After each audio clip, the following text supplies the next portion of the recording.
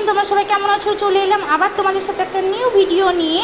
আর এই সে ওর বাবা তো দেশে চলে গেল, তার আগে কিছু আমাকে সবজি আর ফুড কিনে দিয়ে গেছিলো। কেন আমি এখানে অনেকটা দূর বাজার করে নিয়ে আসতে পারি না, সত্যি কথা বলতে। আর মানে আমার দ্বারা অত বাজার করাও হয় না ঠিক মতন, ঠিকঠাক আনতেও পারি না। এই জন্য কিন্তু ওর বাবা আগের থেকে কিন্তু বাজার করে দিয়ে গেছিলো। ভাই সবাই এসেছিলো, ওরা দেশে গেল, রাতে ট্রেনে চেপেও গেছে। আর আজকে আছে একাদশী, এর জন্য দেখো ফুডও কিন্তু দিয়ে গেছে। আর কি আছে দেখতে পাচ্ছ, ম্যাঙ্গো মানে পাকা আম আছে। এই আমগুলো এখন এত মিষ্টি মনে হচ্ছে না হবে বলে, কেন এই সময় সিজনের আমটা খুব একটা মিষ্টি হয় না, যদিও মনে হচ্ছে গাছ পাকা, কিন্তু গাছ পাকা নয়, ওটা কস দেখতে।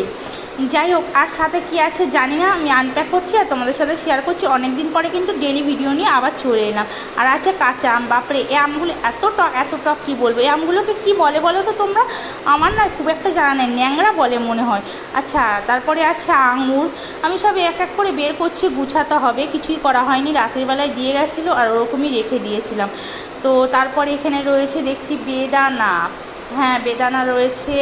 আর কি দিয়েছে সেটাও আমি জানি না, যাক অনেকগুলো ফল দিয়ে গেছে, অনেক দিন ধরে খাওয়া যাবে। সব থেকে বেশি দিয়ে গেছে লেবু, প্রায় হাফ বস্তা লেবু। কতটা লেবু আছে জানি না, লেবু বেশি দিয়ে গেছে। এখানে পটল, ভেন্ডি রয়েছে, ওটা পেঁয়াজ রয়েছে, আর এটা কি আছে কি জানি, আচ্ছা আলু আছে, জানি না কি আছে। আর গরমে সবজি প্রচণ্ড শুকিয়ে যায়, কি বলবো তোমাদের। এই যে লেবু দিয়ে গেছে বস্তা ধরে, মৌসুমি লেবু। আর এখানে মিষ্টি কুমড়ো, পুঁই শাক, আর সাথে শশাও দিয়ে গেছিলো। এই তো বাজার দিয়ে গেছে, কদিন খাওয়া হবে বসে বসে, কিন্তু লেবু খেতে একদম ভালো লাগে না। চলো আসছি আবার নেক্সট ভিডিও।